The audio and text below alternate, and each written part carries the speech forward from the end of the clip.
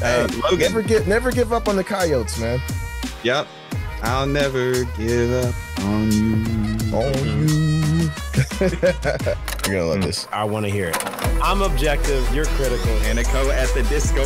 He's positive. Join the Mixtape 615. Today, tomorrow, yesterday, It is the dopest supporter group in all of Nashville. never. Testing. 1, 2, 3. This is the Mixtape 615 podcast, baby, and this is the place to be. If you are a Nashville Soccer Club fan, or you're just trying to see what's going on with them boys in gold, them Coyotes, baby, then I invite you real quick, lock in. Come here, this is it. It's your boy, Tunji, aka Young Turtle, the soccer face, SF Doom, the big kahuna, munching on a little tuna sandwich, the DR kid, affectionately known as Steam Papi. Llámame, por favor, please. Mi amor, por favor, llámame Steam Papi. Yo, it could be any given Wednesday, and you know where you can find me at. Southside, Kitchen and P, sipping on half off whiskeys. Why? Because I just got a paycheck, and I'm waving it in the air like I don't care. My hands up. Yeah, I'm out here, bro. AKA Mississippi Mai Tais on this beach in Belize, feeling cool like a summer breeze. AKA the dude walking down Broadway with the cleanest pair of Nikes that you ever did see. The golden boy with the golden voice, Chicago. Mike, baby, with the glizzy gladiator. This is another Mixtape 615 podcast in your eardrums, in your face, wherever you consuming this at. Austin, let them know who you are, please. What's up, guys? This is Austin, aka Wild Main, aka Ginger Snap, aka the Fumbling Dublin, aka Chicky Parm, and aka Red Beard. What is up? Logan, tell them who you are. All right, everybody. Y'all know who it is. This is Logan, a.k.a. Beer Main, a.k.a. Mr. C, Mr. Roboto, a.k.a. Allegedly. If you know, you know. And this is the Mixtape 615 podcast brought to you by the Mixtape 615 supporter group, the dopest supporter group in all of Nashville and all of the world, in all of soccer history. We're coming at you from the Mixtape 615 supporter group. We love you guys. We want you in with us. And if you are curious, Logan, how do I join into the Mixtape 615? Well, it's very easy. All you got to do is go to mixtape615.com. That is mixtape615.com. And you can join right there, jumping in and helping us run this pitch this year. And you know it. Now, there is a lot of soccer news out there that has come out this week, obviously with Arsenal and Liverpool flip-flopping on the table in the EPL. Who's going to win it? We don't know. To the MLS doing horribly when it comes to the CONCACAF championships, including New England's most recent loss, 4-0. Yeah, you saw that coming, though. Club America, man. You know, we know best that they are doing great. It is been a hectic week when it comes to soccer news out there, but we want to bring it all the way back down to Nashville, all the way back in, because we got some issues finishing, and I don't know if they make a pill for that one. Tunji, take us in. Well done. Oh, well, you guys know what it is, man. We had a good time at Geodis. I believe I didn't get to go. I had my own things going on, but I got to watch. Same story, right? Same story we've seen all year, except I wasn't expecting us to run that same story against the Columbus Crew, the reigning MLS champs, against Wilfred Nancy. Cucho Hernandez didn't play, and there's still some controversy around that. Like, at first it wasn't supposed to be injury, now it might be injury. Maybe he's fallen out of good graces with Wilfred. We don't know. It's just all hearsay at this point, but we know he didn't play, and Nashville got off to a pretty good. Well, the beginning of the first half was shaky. Yeah. Beginning of the first half was kind of shaky. Would y'all agree? Yeah, I think it's very simple to say that it was shaky. The stadium itself, being that I was there, had zero life. None of the capos could get anybody going. It was rough, man. Everyone was just feeling that defeat from the week before. Everyone was kind of coming in thinking, how much more can we, take? And going against that, the MLS Cup, champions right now, that's a really rough way to go in from a 5-0 loss. Mm-hmm. And so it was really rough to have any kind of lightning, any kind of energy, any kind of feeling until that first goal was scored. Who scored the first goal?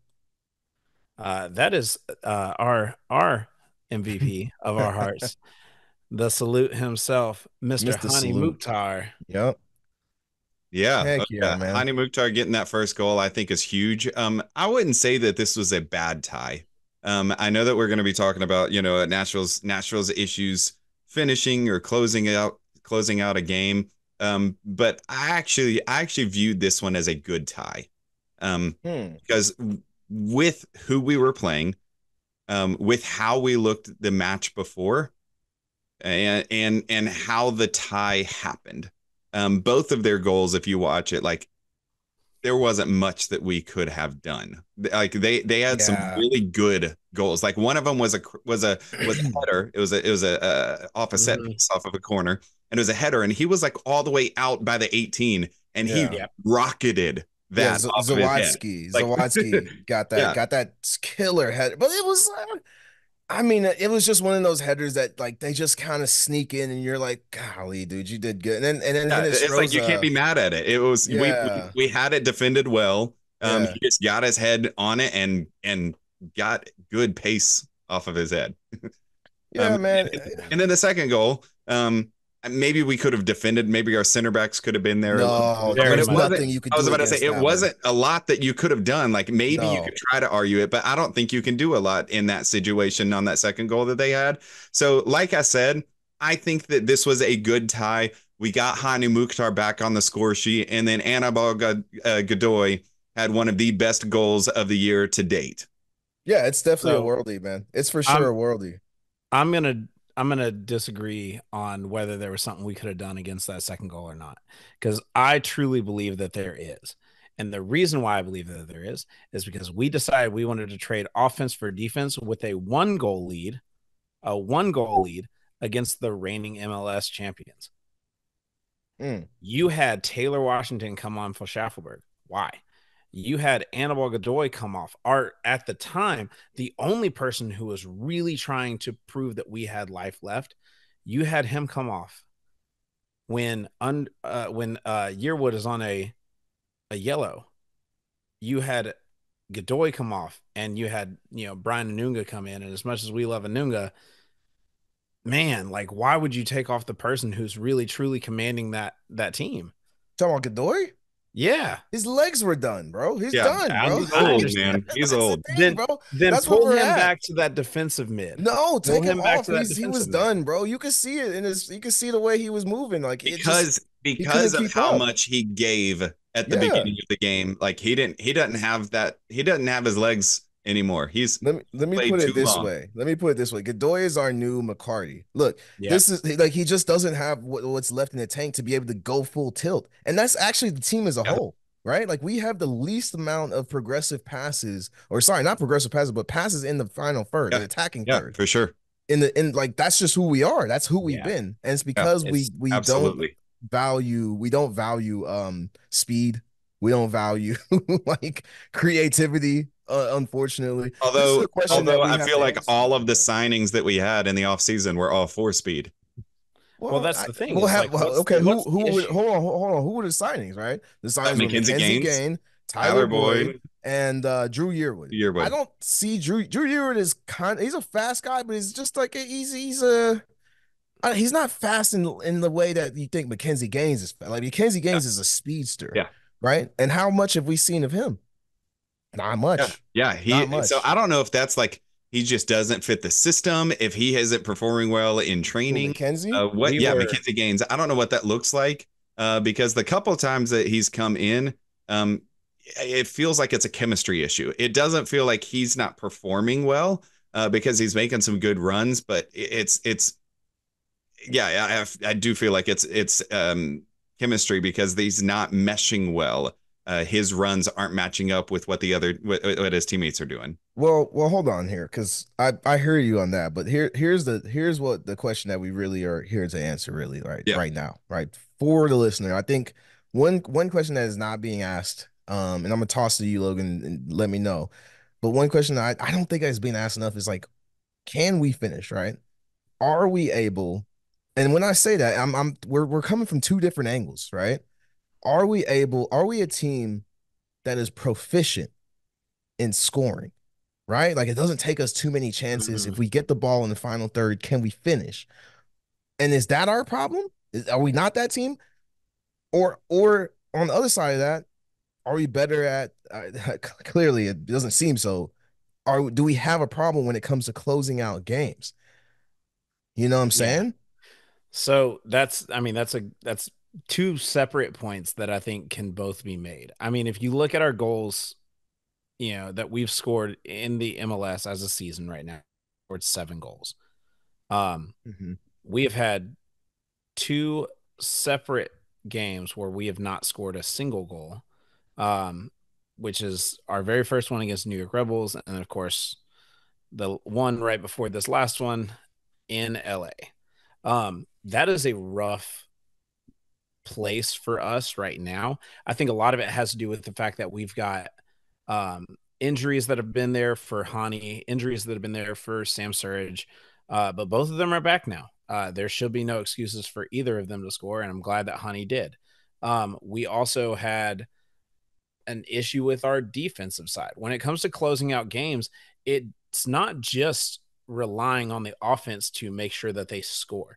It is also relying on the defense. I mean, it's a very, elementary kind of way to think about it, but it's also relying on the defense to make sure that they keep the other team from scoring. And when it comes to it, we've got 11 goals that have been scored on us in the last 6 games. That is there's only 2 other teams, Chicago Fire and the San Jose Quakes, that have allowed more goals. And that's not great considering That's just not great last company. year. That's No, not great company, dude. but considering the fact Seven that goals in last year, MLS play. 7 goals in MLS play. That's 1.17 per game. yeah. So But look at last year though. Like, I mean, I'm talking last just year's on the not defense better. side. Last year we No, had 39 goals scored. but on the We're defense on side, pace. We're on pace to score 39 goals again. So but we're on the actually not defensive side, doing that we much were better in the terms of scoring. fewest. We allowed the fewest goals in the MLS last year. That's fine. But Yeah, okay, Joe the has only fewest goals in one the MLS clean last sheet. year, that's fine. But on the flip side of that, you've got 39 goals that you are scoring on opponents. That puts you pretty much right where we're supposed to be at, which is, in the middle of the pack. And that's of the pack of the MLS, not just the Eastern Conference. So, like, in my opinion, I really do think that we have a problem. I think we have a problem scoring still. Still. Oh, very much so. Austin, what do you think? I think the problem that we have, sorry, let me clarify. I think the problem that we have scoring is bigger than the problem that is finishing.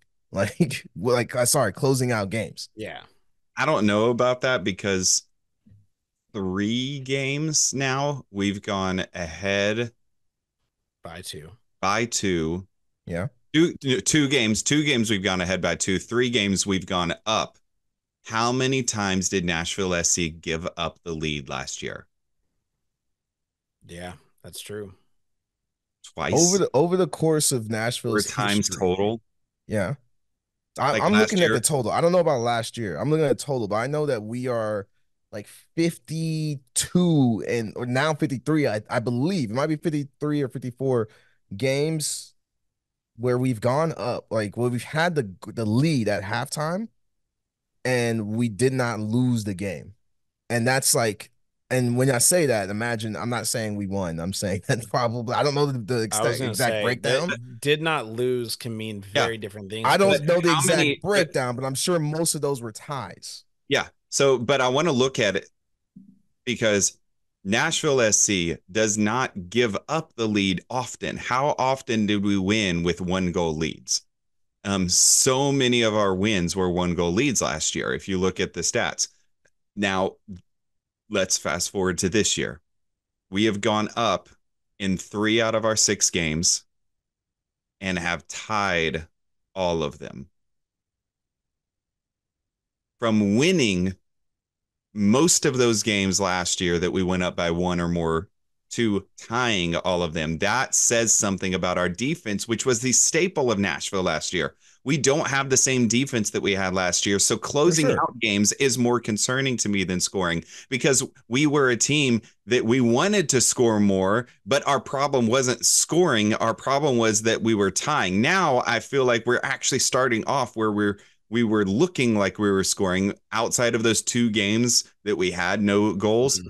We actually looked like we were scoring. We scored multiple goals in 3 out of our 6 games. Yeah, but like I said, man, just take the look. I think looking at the way that we're scoring now, and I was very much on your side last week. I was like, yeah, man, we're scoring a whole lot more. But then I did the math, dude. We're at 1.17 goals per match, 34 matches in an MLS season. That's more concerning goals. That's 39 goals a season. Right. Yeah, so that's our second worst talent. And that's the same amount that we scored last year. That's the second most amount of goals that we've ever, second worst tally of goals Nashville SC has scored since they've been in MLS. And we're on pace to match that again. But let me say this. What's more concerning is not the pace of goals scored. It's the pace of goals against. We are on pace to allow 62 goals this year. Jeez. That's what we're on pace for right now. That's true. So this is a tough question. Look, guys, if you're listening, what do you think? Like we've laid it out, right? Please put in the comments what y'all think. If you guys think that Nashville has a problem scoring or Nashville has a problem finishing, because what Austin just said just made me reevaluate. I'm like, he's right. Yeah, he's right. Like 69, that's a lot of goals scored against. That's the only reason I think it's still a scoring thing is because that's uncharacteristic. I hate to be the guy that brings up injuries, but I have to bring it up. I'm seeing how bad it is now, and I'm also seeing how bad it is that we've lost Dax McCarty.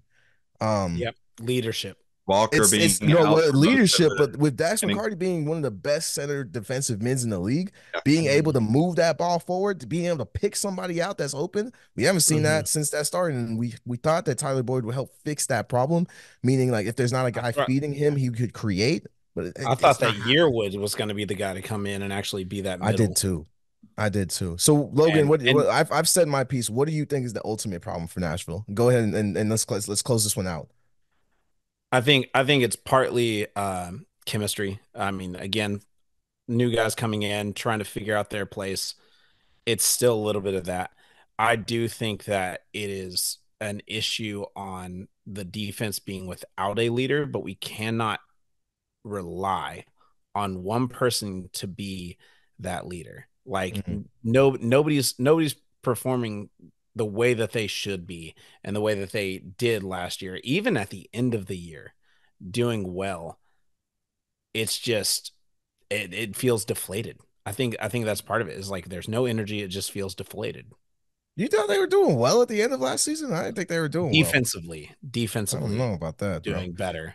I don't know about that, but that's what we're going to talk about. That's what we're talking about next. Like, how well is Nashville actually doing? There's some power rankings out there, and we want to figure out how accurate they are based on the mixtape standard. All right, we'll catch you guys after the break. Hey, Mixtape 615, are you ready for the 2024 season? We want you to join us. Join our supporters group. It is the dopest supporters group in all of Nashville. So sign up right now at mixtape615.com and rock your 2024 membership scarf so you can show off and say, we run this pitch. Imagine standing on the field, feeling the energy of the game close up, all of the energy of the stadium. That's a reality for our members. You can get on-field opportunities, plus get access to our tailgates where you'll bond with fellow fans over great food, soccer passion, and don't miss out on our epic away game watch parties. So sign up now, mixtape615.com, and join for the 2024 season.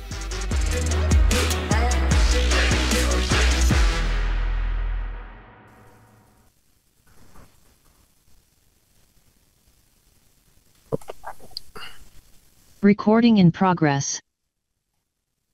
All right. You ready? Mm-hmm. 3. Welcome back, everybody. We are here to talk power rankings. Now, when we talk about power rankings, we mean what they rank in the MLS. And granted, we're going to talk about what the MLS has ranked, but we also want to use our own standards with this too. So let me kind of go over what the MLS has Nashville ranked currently. Right now, Nashville is ranked at 22nd out of 29 teams total. Not doing great. Not doing the worst, but not doing great. And in the Eastern Conference, we're at 11. Now, personally, I feel like this could easily be worse than it is right now, but I kind of want to get a quick overall feeling. Austin, what are your thoughts on where we are ranked as the MLS has us? I think it's a fair ranking right now with what we've seen from Nashville. We talked about goal scoring being an issue. We've scored a few goals, but we're not holding on to the lead. And so power rankings, talk about goal scoring, but also talk about overall play, how you hold a lead, how you complete the game. And I don't think that Nashville has done that well. I think that 5-0 loss plays a big role in us dropping a couple spots this past week. Yeah. Tunji, what are your thoughts, man? What do you feel like we're doing as a whole when it comes to MLS rankings? Do you feel like it's fair? I mean, the MLS rankings are the MLS rankings. They're not something that I generally like take full, like with a full grain of, I actually take those with like a full tablespoon of salt. Like, I'm like, whatever, man. Yeah. It's just what some dude thinks or some person thinks. But like, 22 people are thinking you're 22 ranked. I believe if you look at the total MLS, we're like maybe in terms of like where our actual points are, we're actually at like 21. So it's like not that far off. And again, fact check me on that one. No, yeah. In fact, Montreal is just ahead I will of us. Check you. No, yeah. Well, Montreal is just ahead of us. They also have 7 points as well. However, their goal differential is 4. So we are down 4 from where they are at. Yeah, well, we're also 11 goals in 6 games will do that. 11 goals in 6 games will make people think that you're not a good team. Exactly. We're below Atlanta, who is, admittedly a good team this year. Hope they don't hear this. Charlotte, God, that one hurts being below Charlotte. And then the Rapids. We're like, this is like. We're ranked below the Colorado. And what crazy? I think the Rapids allowed like 69 goals last year, and exactly, we're ranked below them right now. Look at are we on course for that? Dropped 62. We're on course to allow 62 goals this year. I think something changes though once Walker comes back in. Once we get some of our past some of our injuries, you've got to get Sam going, which I think that he's looking better. Hani looked better these past 2 games. I know that the Hani took more shots last game. That's what I was going to say. I know that the LA game didn't look great, and I think that he saw that. And like you said, he was saying like we got to get back to who we are, and I think that Hani is starting to get back to who he is. You said he took more shots. He also had a really nice finish whenever he had that cross. I think this last game, it did show like we did step a little bit back when it came to how we played. It was very similar to some of the games that we played last year. It was less like what we have been playing this year. I think, Gary was trying to change something up. Maybe I don't know what was going on in his head, but this last game did look a little bit better when it came to that. In the East, Tunji, we've got, Chicago, Orlando, New York City, and the New England Revolution all sitting behind us because they're just doing horrible. They're doing horrible on all fronts. And to be fair, they made it further than we did in Champions Cup when it comes to how they performed. But they've yet to win a game in MLS play. So with those teams being behind us, for Montreal being just ahead of us, how do you feel like our best chance is to keep moving up in those rankings? Who, rather, on the team do you think is our best chance to get us to move forward? The Who is I'll give you the Who's nickname or initials. DP. Designated player. All of them. You need a new designated player, and you know where you need him? In the backfield. Because if right now, like these numbers, all these numbers we've been talking about, what we're seeing right now to me is the decline of Nashville's defense. This is it. If that foundation, Walker Zimmerman, comes out from under you, and now we're not even seeing him play the beginning of the seasons anymore. He's still injured from last season. Yeah. Let's start looking at how we can fix that. And I think the next signing Nashville SC has to make needs to be a designated player in that backfield so that we can I'm just thinking about life beyond Walker Zim at this point. Love him. But I'm thinking, hey man, if this is where you're at, if this is like if this is where we're at when you're not there, oh, we're hurting, man. We're hurting. Lucas McNaughton being out was hurting us as well. I think he's actually had a pretty decent start to the season. But we don't have somebody. He's had a great start. Jack Mayer is not the same player that he was last year. I said it. What is that? Because I'm just like, how does that happen? We praised him. Yeah. After the Atlanta game, after the 4-0 loss in Atlanta last year, he started coming into his own and getting more comfortable. This year, he's had plenty of starts. So I don't know if we need to get past Leagues Cup for him to actually look good. But he's got to start playing better. And then you look at Josh Bauer is not the answer. He's not looking great. And then he did better this last game than he has in the past. He did better. Coleman is a decent player, but he's just older. He's 33. Hold on. Before Logan goes off, before you go off, I have to give you your props on him, bro. He's been showing up, bro. Yeah, he's looking good. He's just a little bit older, so we can't count on him being the future. His only thing that I think is an issue that I see right now, because he's playing well.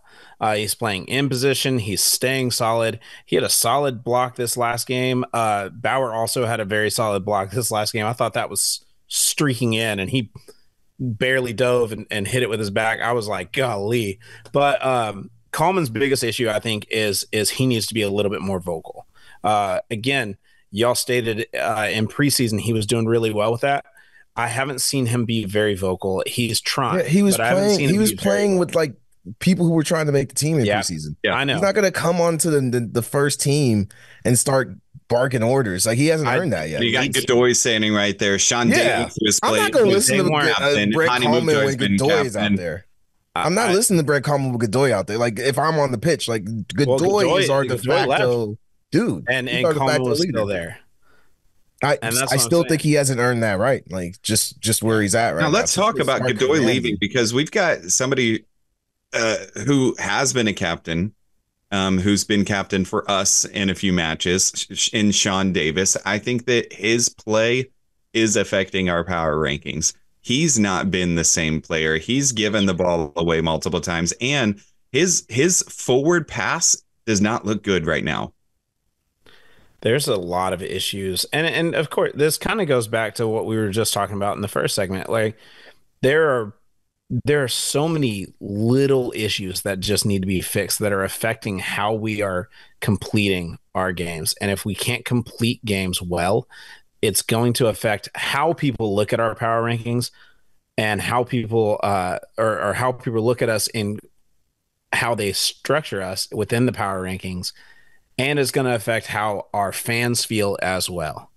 So that kind of brings me to my next question is, Austin, do you feel that 22nd is the place that you would put us, or do you think you would put us higher, lower? Where would you, as a Mixtape member, put your team?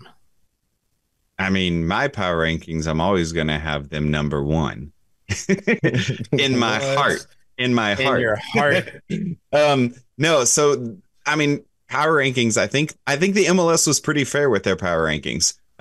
You're not going to see a lot of shifting or a lot of things that are going to, I mean, it comes down to small little details when it comes to like the middle of the pack, who's better than who.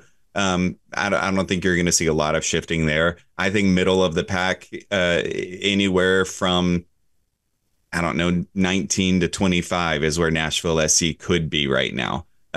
We've got 8 teams lower than us, or 7 teams lower than us right now. We have, and I think that's fitting with how Nashville has played, because we have scored multiple goals on multiple MLS opponents. So seeing that, I think that, we can score on MLS opponents. I think it's the fact that we're not closing out games. We're not finishing with the lead in a lot of those games that is affecting the power rankings. And I think middle of the pack is an appropriate fit, even with my mixtape bias. I think that right now Nashville has some things to figure out. As a fan, I'm hopeful. I think once we get some of our injuries back, I think that we maybe as much as it would hurt me to say, maybe we go back to the stereotypical Gary play just for right now to try to figure out our identity, and then we can start moving more towards that attack. That is your identity. Yeah. I mean, but we've lost it. We've lost our identity. So maybe find our identity again, and then start becoming more of that attacking minded Nashville SC that I think Gary is trying to make us. Tunji, with the April schedule, let's look at the April schedule as a whole. You have two of the arguably best teams, easily, I would say, the best teams in the MLS currently, with unbeaten Philadelphia team, one of only three unbeaten teams currently, with Cincinnati and LA Galaxy, I believe, actually. So LA Galaxy and Cincinnati being the only other two when it comes to unbeatens. And then the East winner or leader right now in Miami. You've got both of them coming up pretty much back to back, basically. You got Philadelphia, Philly's next, and then Inter Miami. That's what I'm saying. And then San Jose after that. You have Inter Miami and then the Quakes. With those three, where do you feel like we'll fall in a month? Like, where do you feel like we are going to be? We've got a really tough time ahead of us. I mean, where's your power going? Are you talking about where we'd go against those guys? Like, what are you asking me? Where do we go from there? I mean, up or down? Oh, after that? Yeah, after those teams' power rankings. Oh, wow. Okay. Speculation. Speculation time. Miami, and then the San Jose Earthquakes. And you're asking me where we rank after we play those three teams. I mean, obviously, I feel like we're going to do well against San Jose. The Quakes have allowed more goals than us currently, but we'll be coming off of a play from Miami. Ooh, I mean, we'll see what Miami we play. You got to remember, they're still playing CONCACAF. And Messi is out in the first leg against Monterrey, so we'll see how that injury plays out with Messi. They're going to hate that there. Because they are a completely different team with or without Messi, so that does come into play. Look, I'll answer your question, Logan. I'll answer your question. All right, I've had enough time to ruminate. I think that, I think by the numbers, right, of what we've seen so far, we're gonna be down. We're probably gonna have a really rough time against Philly. We're probably gonna have a really rough time against Miami, and I think we're also in for a rough time against the Quakes because when was the last time we beat them? But like, here's what I did see that like in this last game that kind of gave me. I'm like, you know what? There's hope that home game against. Well, there's hope that the home game against Philly and the home game against the Quakes, the home game, those home games that we will actually do better than what I'm anticipating. Something about the switch up in play, right? The switch up in formation that 3-5-2, I believe Gary played. Yeah. I'm still not giving up on Maher. I'm still not giving up on the Milkman. I'm still not getting on Jack, right? I think that he's just having a rough go of it. Young people don't usually do well in Gary's system. But like, I think that something about that, everybody kind of started to realize like, hey, we can play. We're good people. You still got your boy Alex Mule, the human jackknife. He can play wherever. He can play. He can plug the holes. He played defense just this last time. He's played strong wing. He's played in the he can play the right wing. Like he's the left. Like this guy. Yeah, I'll tell you, this year where you need him. This year, and I'll give you your props on this. Like for like here. Man, Alex Mule has showed up to be a very different player this year than he was last year. Last year, it was scary. Mm-hmm. Early this year, it was still a little bit of that, but maybe I needed to lean more of that trust in there. You need like more you faith. You need more Yeah. faith in Mule. In Mule. I'm still not sold. I'm still not sold on him. What else do you need from him, man? Look, I'll tell you what. I'll tell you what. If Alex Mule scores in each of those games, Philadelphia, Miami, and San Jose, we're up. I will change winning. my tune. We're winning. I will 100% change my tune. If he scores in 3 matches in a row, I think our power ranking goes up. I think we go all the way up to the top, baby. If Alex Mule starts scoring, that is the final piece I think that we need. And then Tyler Boyd starts scoring, and then Hani Mook starts scoring, and then everybody starts scoring. If everyone scores, then yes, our power rankings go up. So I will say, I would love to see that. But again, our next opponent is going to be the first of this realm, and that's going to be a really tough time getting past an unbeaten Philadelphia team. We are going to have to talk about this coming up next.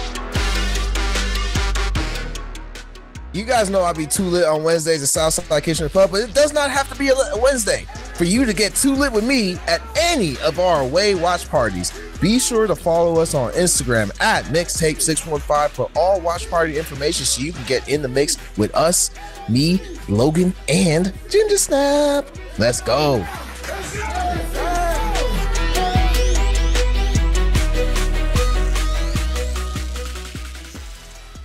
Welcome back, Mixtape 615. Ooh. With authority. The effects. Dude, with authority, bro. With authority, guys. We are back. We're going to be talking about a match preview coming up with the Philadelphia Union this Saturday at 7:30 in the Castle. We're back home, baby. We want to make this ours, right? We just tied the MLS Cup champions, the reigning champs. Like I said in the first segment, I think that it was a pretty good tie. What we're looking for is hopefully a win. But Philadelphia Union still is unbeaten. They're one of 3 teams, just as Logan said in the last segment. Coming up, though, they've got some heavy attack. And that's something that could be worrisome with how our back line has looked. We still don't have an update on the Walker Zimmerman injury. Not sure on any update on McNaughton's hip injury either. So hopefully we can get one or both of them back. Walker, I think, is out a little bit longer. Hopefully we get McNaughton back to shore up that back line against this attack. But Logan, what are you seeing from Philadelphia right now that is worrisome to you as they come in to this match? I mean, it's shots. They're averaging 13.8 shots per game. They're averaging 6.2 shots on goal per game, and they have 17 goals scored so far in the MLS play, and they've played one less game than we have. They've only played 5 games. So this is this is easily the things that we need to be scared of. I mean, their offense is powerful. You have 3 different players with Michael Yuri, Julian Carranza, and Daniel Gazdag. Hopefully I said all 3 of those names correct, but the 3 of them combined have 8 goals. Yeah. I mean, our one multi-goal scorer is Teal Bunbury, and both of those were off PKs. So we're not really matching their goal scoring with our attack. Teal Bunbury is not somebody that you go into looking scared of. So yes, they've got that heavy attack. They've got the 3 goal scorers coming in. Tunji, what are you looking forward to, though, from on a flip side with how Nashville looked this past game against Columbus, where we some good goal scoring by Hani Mukhtar and Anibal Godoy? What are you looking forward to, hopefully defending our castle going to this match this weekend? Man, it's a few things. I'm gonna start with once again the that 3-5-2. I know I was a big fan of the 4. I think it was a 4-2-3, whichever one that we played last year. 4-3-1-2. Yeah, that formation. But we came out of that formation twice this year and got whooped both times. One was against Miami. Yep. One was against LAFC, and it was awful. Like, it was just like, I don't know what was going on. But again, so what I'm looking forward to, I'm I'm gonna keep bringing up Alex Meal. Okay. Versatile dude. I really think that like, yeah, this guy, like when you see him out there, it's like it's when you know him well enough, you've seen him long enough on this team, it's like, yeah, he's gonna have some of these moves where you're just like, what was going through your head?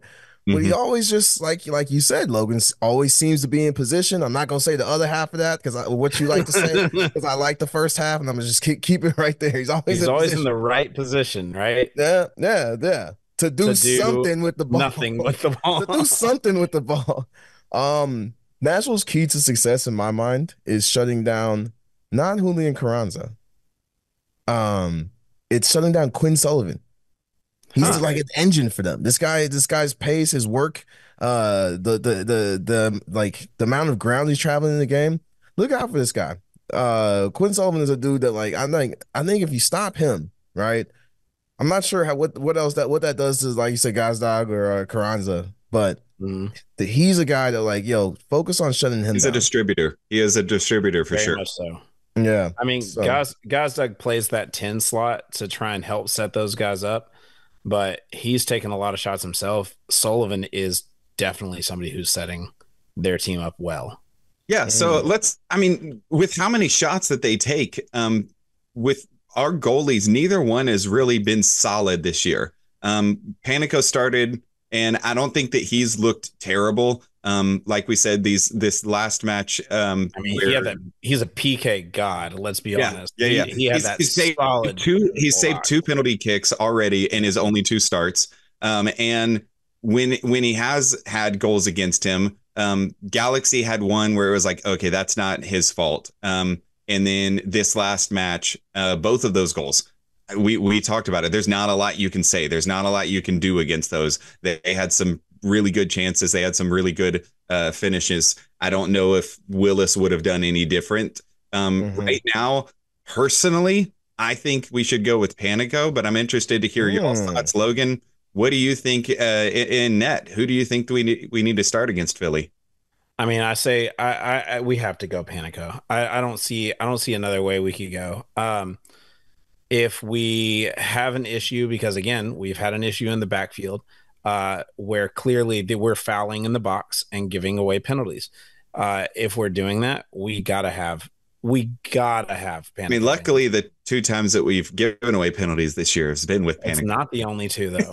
It's not the only 2. We also gave one away in with Joeing net, and they scored it, and so it's rough. It's very rough.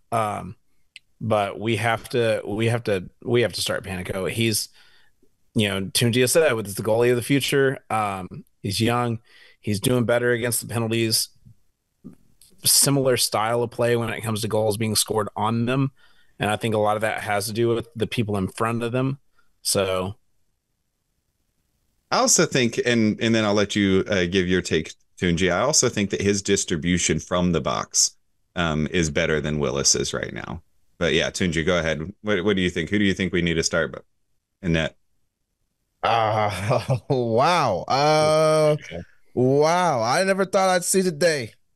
We all stood on the Panico train, Panic at the Disco. We all were at that party. We've all agreed. And I was over here doing push-ups with Joe Willis in the dirt. I didn't know that this day would ever come. Nah, man, you go with Joe Willis until the wheels fall off, man. Like you've got a guy who's coming off. Have the wheels not falling off? I mean, allowing 3 goals and then getting a red card against LA. He was trying to get out of there, man. He knew what was about to happen. He wasn't trying to be the 5-goal goalkeeper. All right, he said, "I'm gonna stop at 3." He said, "I'm gonna sit. I'm gonna go take my break." I'm gonna go. He said, "You know what? He said, you know what? We're good, bro. We're good. Let me go ahead and get up out of this," because he said he did the SpongeBob. He said, "Oh, I'm out of here, bro. Bet I'm out." Yeah, the Vince Carter. It's over. He said, "I'm done." Nah, man. Nah. I think I don't know. So you're ride or die with Joe Willis right now? No. I guess if you want to go that hard, I just don't think you've seen enough to throw Panico in yet. Like I think if you have a goalkeeper like Joe Willison, you keep him in as long as possible. But you've also got a Elliot Panico who still has. You mentioned his distribution. I don't trust his distribution that much. I think he definitely had some good like passes and pickouts in this last game, like stuff that was like, oh, that could turn into a goal. Played well, yeah. It could easily have been turned into a goal. I think he sparks the offense better than Joe Willis. Joe Willis, I think, still relies on that back line so much that whenever he distributes, he's not doing the long passes, because when he does those, it's not going straight to a player or it's not leading a breakout. A lot of times his distribution is rolling it to one of his defenders. You're right. I you know what? You're right. But I don't know if like that's also the edge that you need. I think that you just have two goalkeepers with slightly different play styles, maybe even actually very different play styles actually. And you might just get the same results with both, right? You know, sometimes like because of like that net positive or net loss that you get because there's things that Elliot Panico doesn't do as well as Joe does. Yeah. Likewise, and then obviously Joe's not as good of a penalty kick, but like his positioning can be a little bit better at times. Yeah. Elliot Panico's reflexes are good, but I still think Joe might have that edge, and that's from experience. That's from time spent between the sticks. Now I'm gonna give you some hypotheticals here. All right, throw them at me. Hypothetically, if we get Lucas McNaughton back, I'm assuming we play. I'm assuming that we play Mayer next to him. Yeah. Starting with like a Shaq Moore and Dan Lovitz. Is that back line enough to stop Philly's attack? On a good day in the castle? Heck yeah. Heck yeah. It's gotta be a good day. It's on a good day in the castle, man. A sunny day. You know, the sun hits the Nashville sign at the right angle. Nice 70-degree weather evening in nice Nashville. 70-degree weather. The crowds, the supporter sections ripping and roaring, man. Yeah, I think we're stopping Philly's attack. Okay, all right. Hey, Logan, never give up on the Coyotes, man. Yep, I'll never give up on you. All right, Logan. Who do you think sparks Nashville's attack? You know the right answer. You know the right answer. You know the right answer. Say it. Say it. You know, honestly, I was thinking it before you said anything to me. It might be Alex Muyl. It might be Alex Muyl. And here's why. Again, he's in the right places. He doesn't do anything with the ball, but because of where he's at, he creates the tension, the excitement, and he roars that up in everybody else. He is making his team better this year. The god of chaos. Alex Muyl, the god of chaos. Y'all are making our producer Doug Branson very happy right now, because for those of you who don't know, Doug got to witness a game in person, and that was the first goal that I think that he got to see in person. If I'm mistaken, Doug, you'll correct me later. But I think that was the first goal he got to see in person. I actually was watching the goal from home, and it showed Doug right there on the big screen going nuts. I got a screenshot of it. If your first goal is an Alex Muyl like semi-worldy, imagine if your first goal was last match and it was Anibal Godoy. Like, you just must think he's the best player. He's just like an undiscovered player from that. It's like, where have they been keeping him at? I'm like, he's actually one of our oldest. Let's be real. An old guy. He plays for Panama. He's been with us since USL almost. We signed him in USL and he started in MLS. Like, we've had him that long. I didn't know he had that. Like, let's be real, man. That might be the person who sparks us on the if he does another one of those bicycle kicks. Joy, if he comes up, if Godoy is hitting bicycles, clearly goal of the year. As of right now, goal of the year. What if Godoy starts hitting bicycles and Panenkas from like the 50-yard? Like, I'm just like, okay. The only thing left is we're not losing this year. We just give it to him on the corner. I was about to say, man, why would Godoy be taking a corner?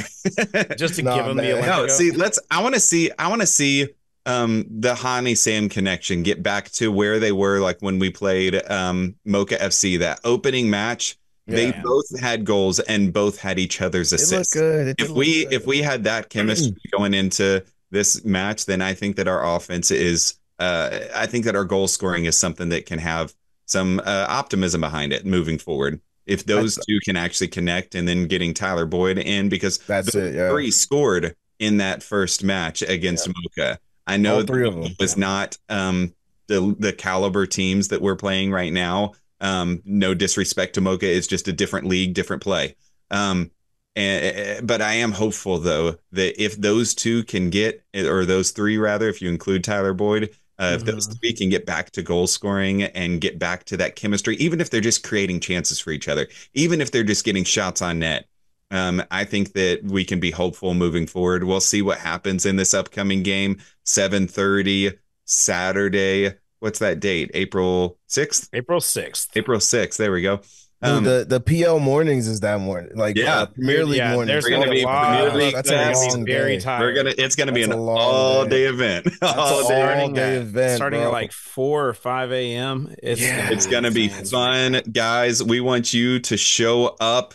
We want you to show out, get loud, because we are back in the game. We are back though in the castle. We want to get another win. We want to get y'all in the mix, but hey, we're going to close out this episode. We are episode 24, 25 now? 24, yeah. So next year, or next we'll hit the quarter of the century. We'll hit our silver episode, if you will. Okay, there we go. But thank you guys for listening. Show up in the comments, like, subscribe, share, do all the things that help get this out. We've heard some really good feedback from some of you guys who are listening. So thank you guys. Y'all are the real deal. Y'all keep us going. Doug Branson. Every week there's more and more too. I love it. Exactly. Doug Branson, our producer, he is our ace in the hole. He is the real deal. He's the real MVP. He's rocking his Apple VR tonight, just scrolling around looking at 8 different just leaving us in the past. Roll. He just left us in the past, bro. But dude, we couldn't do this without Doug. He is seriously keeping us going. You can find us at Mixtape 615 on all of our socials. Hit us up on mixtape615.com if you want to join, if you want to get opportunities to get on the field pre-match, if you want opportunities to join us with the tailgates, jump in the Slack where you get information. You could get on we're putting together trivia teams right now. We've got 3 trivia teams where we're going to get to go to a trivia night with some of the players. So we're recruiting. Join in the mix at mixtape615.com. You can find our video content on YouTube at mixtape615pod. But guys, we love you. We will see you this weekend for another episode of Mixtape 615. We are signing off.